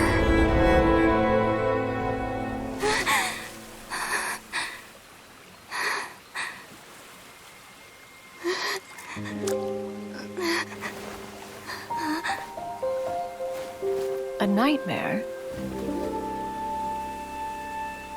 Curious.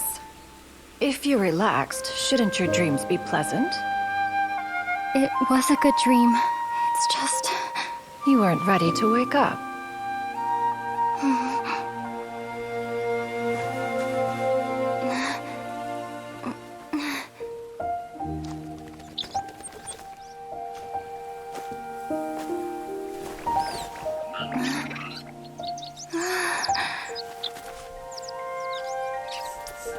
Eloquent as one may be, words of comfort are not one's strong suit. You are doing all you can. One can see your strength of will, your fearlessness in the face of danger. And so, whatever your dream may be, one believes that you shall achieve it. Of course, whenever the perils you face overwhelm you, or you become weary, one is always here for you. After all, as an elder, it is only right to look out for the young ones.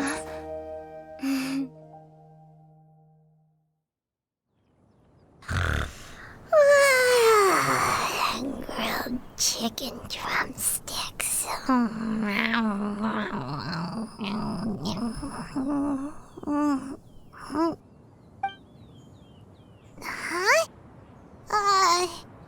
Was Paimon sleeping just now? Oh, Paimon wasn't talking to you. Paimon had a dream about eating grilled chicken drumsticks, that's all. Madam Adeptus? Oh, Xianyun, you're awake. How do you feel? I feel a little better. Thanks. I know I'll see Granny again someday, so I don't feel so sad anymore. Madam Adeptus, could I ask you something? Would you take me in as a disciple? Oh, and have you reasons for this sudden interest? I know Granny thought what she did back then was wrong. She felt really bad about it. But without that mistake, I would have never been born. Even though Granny lost her memories, she never forgot to show me how much she loved me. So, I thought maybe one day I could become a cool adeptus like you and help a whole bunch of people, just like Granny wanted to do. Upon some reflection, one supposes you are no mere mortal. The fact that Yuendai's blood flows through your veins is proof enough of that. If this is what you desire, one shall make it so. Thank you so much, Madam Adeptus. No, I mean... Master. Xianyun, are you sure about this? Paimon's gonna let you in on a little secret. We've seen Cloud Retainer's 2 other disciples, and they pretty much eat nothing but bitter herbs like chinchin and violet grass.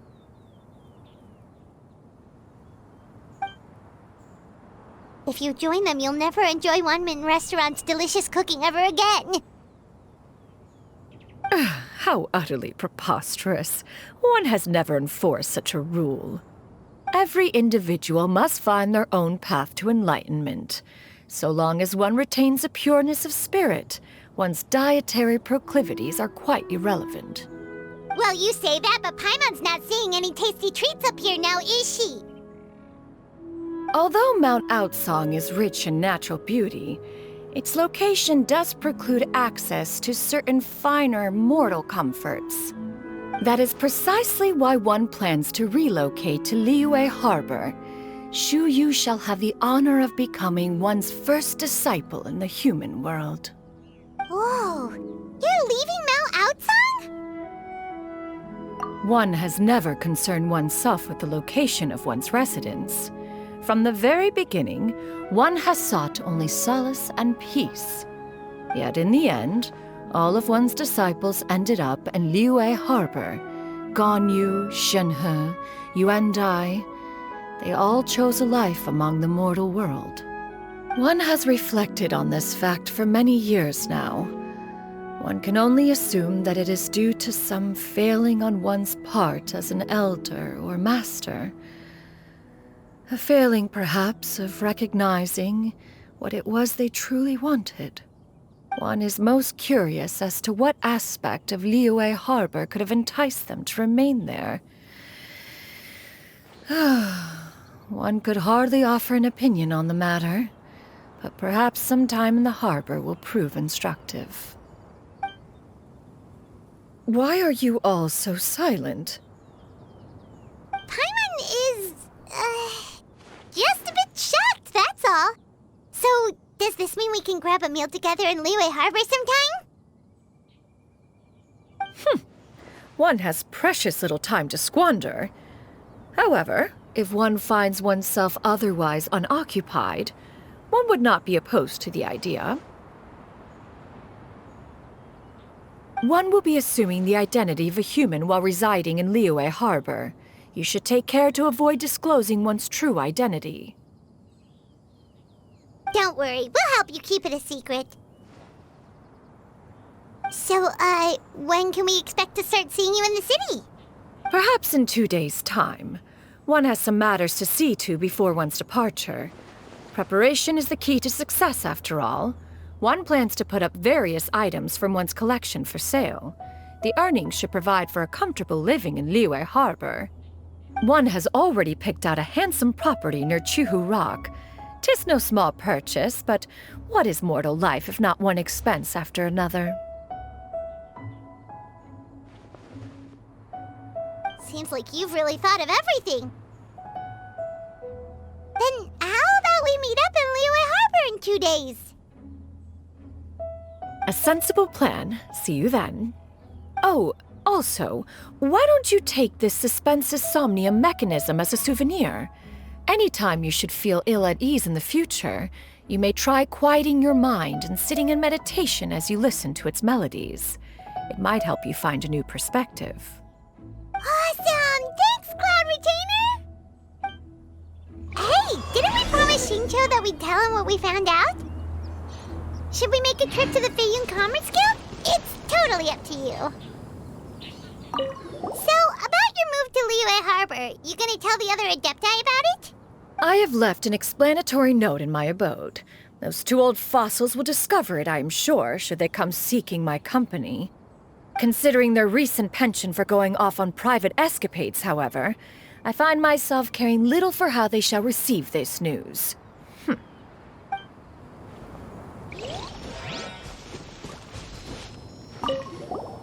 By the way, Shuyu, we have a friend who helped us learn a lot of information about your granny. Is it okay if we tell him the full story? Sure, I don't think Granny would mind, as long as you don't tell a whole bunch of people. I don't think she'd want too many people to know. They might go to Mount Outsong and start bugging her about it. Granny needs to focus on her training, you know? But telling a friend or two is probably fine. No worries, our friend can keep a secret.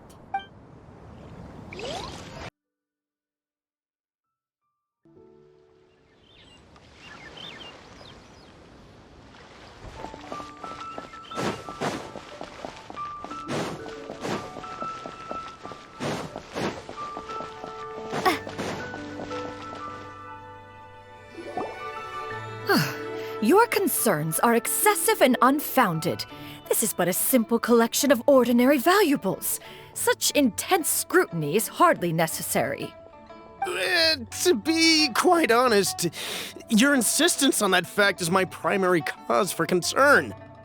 In what way are any of these ordinary? Every single item here could be worth more than everything I own combined. I simply can't risk shelling out that kind of mora without proper scrutiny. If I'm wrong, I would never be able to earn it back, not even if I worked every single day for the rest of my life. I have to be careful. Yes, you can never be too careful. We're here, Clo! Miss Xianyun, what are you guys arguing about? Ah, perfect timing. This ignoramus is questioning the authenticity of my wares. I'll have you know, these items have remained untouched in my personal collection for several hundred years. To question their legitimacy is pure folly. Several hundred years? Indeed. They're family heirlooms, you see, passed down over many generations, as families are wont to do. Yep, they've definitely been around a while. We can vouch for her on that one. Hear that? Had I not found myself in need of mora, I would scarcely have had the heart to part with them. Indeed, you should consider it an honor to even have the opportunity to behold them with your own eyes. Doubt their authenticity any further, and I may just decide to take them to another buyer. Whoa, please don't go! I apologize for any insult, miss. You see, I know full well that I lack the knowledge to judge the true worth of these items. If you could wait but a moment, I've hired an expert to appraise them for me. He should be here shortly. An expert, you say? Very well. I will wait for a little while longer, then. Traveler, Paimon, this is my new residence. If you have cause to seek my company in the future, this is where you can find me. Master! Oh, it's you two again. Hello. Shiryu! You got a new outfit! It looks great on you. Mm-hmm. Master made it for me. I like it too. Huh? You know how to make clothes? Do I know how to make clothes? With the support of the proper mechanism, sewing is hardly a challenge. Master, I brought in most of my stuff. There's a few boxes left, but they're kind of heavy, so I just left them outside. Fret not. I shall help you move them into your room. Actually, I should probably sort through my stuff a bit first. Everything's kind of messy right now, so maybe you could, not look yet, Master? Yeah, that'd be great. It appears my young apprentice has her own fair share of secrets. No matter. Do what you must, child. Now, this expert you mentioned, when can we expect their arrival? Soon. Ah, there he is! Here, allow me to make some introductions. This is Mr. Zhongli, a well-respected consultant at Wangshang Funeral Parlor and an expert in all manner of valuables and antiques. Mr. Zhongli, this is Miss Xianyun. She's the one who's looking to sell the collection of valuables I mentioned earlier. Huh. Ah, if it isn't Miss Xianyun. It has been quite some time since our last meeting. What a serendipitous reunion. Indeed, most serendipitous. Have you been faring well as of late, Mr. Zhongli? Quite well, thank you. I was fortunate enough over the past few days to enjoy both a stroll in the mountains and a fresh brew of tea from the most recent harvest. The experiences left me with such insight and peace. Huh. So you two are already acquainted? Indeed. How fortunate we are that fate has brought us together again. If you are otherwise unaware, allow me to inform you that Miss Xianyun is a well-regarded collector and appraiser. She is well-versed in all fields, and oft-celebrated for her impeccable taste. You stand to gain much from this opportunity. You are too kind, Mr. Zhongli. True collectors pride themselves on their wealth of knowledge and eye for detail. I can say without a doubt that you are foremost in that regard. Why, you flatter me, Miss Xianyun. It would seem that you are as self-effacing as ever. Not at all, Mr. Zhongli. Not at all. While I am loath to butt into this conversation, I must ask, you two already knew each other, and you seem to have quite a cordial relationship. Can I be certain that you're not working together to swindle me? I mean, you never know. Huh! A preposterous accusation. The heavens themselves would collapse before we would conspire to do such a thing. Miss Xianyun speaks the truth. Contracts are built on honesty and trust. If that proves to be beyond your capabilities in this instance, this transaction may be taken elsewhere. Say no more. Let us depart. I jest. What fool would still harbor doubts after Mr. Zhongli himself has vouched for the goods? Miss Xianyun, wait!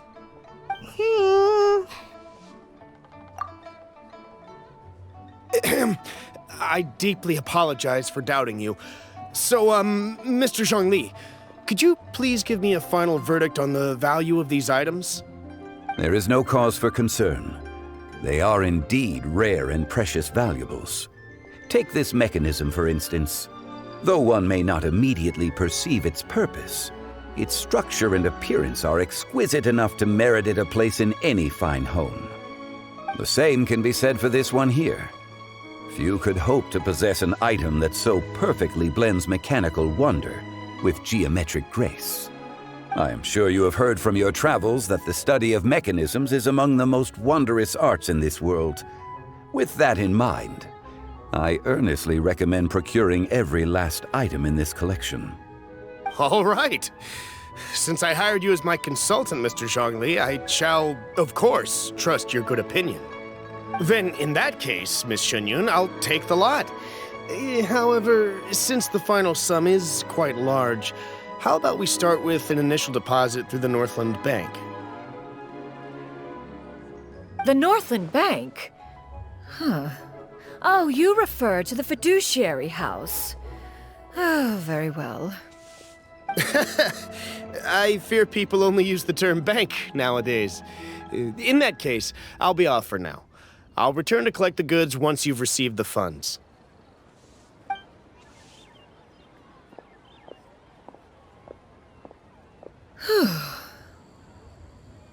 Zhongli! My friends, have you been doing well? We've been great! How about you? Paimon didn't know you were such a busy consultant! My days have been quite pleasant as well. I had been quietly enjoying a cup of tea when Mr. Xiaozu requested my services. As for you, Miss Xianyun, I presume you must be looking to settle in the city? I must say, the name Xianyun sounds exceedingly strange coming from you. Perhaps you could dispense of that particular epithet in further conversation. Whatever for. Am I not addressing you as a friend should? Well, that is true, but... Alas, refer to me however you will.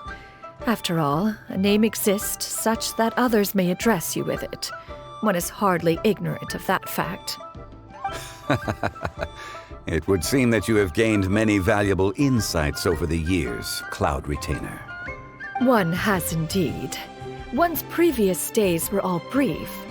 Now that one has made up one's mind to move and settle, one has gained a much better appreciation of the hubbub and commotion of the city, as well as the people's hard work and ardor. This city is much changed from how it was more than 1,000 years ago.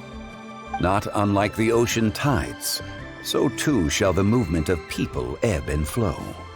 From turmoil to peace, enlightenment to aspiration.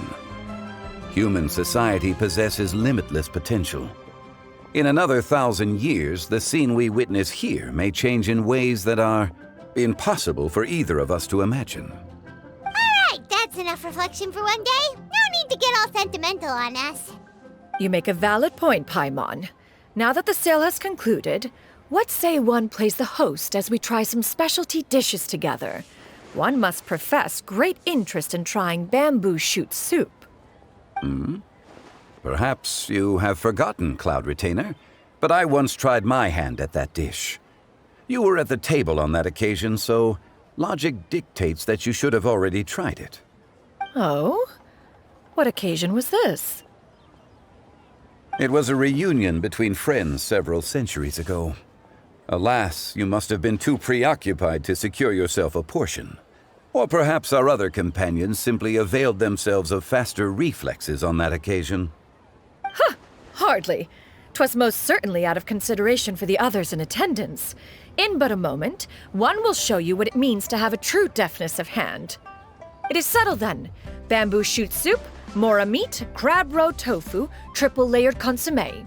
We shall enjoy the lot. One has already passed word to Xianyun and Ganyu to make a reservation. It is prime time for them to meet one's newest disciple. Is that agreeable to everyone? It should be a most splendid occasion. Shu Yu, come now, it is time to dine. Ah, this gentleman over here is Mr. Zhang Li. He is, A humble employee of Wangsheng Funeral Parlor. Pleased to make your acquaintance. Nice to meet you too, Mr. Zhengli. That should be everyone, right? Let's go!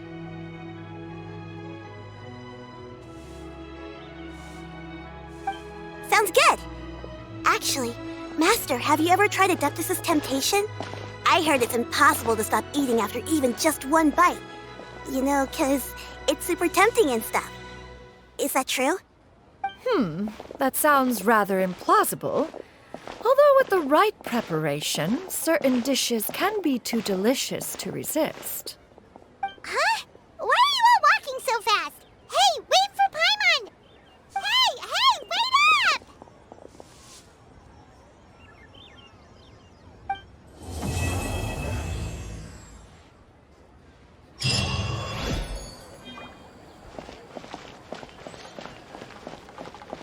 Hey there. Don't be shy. I just like to make people smile.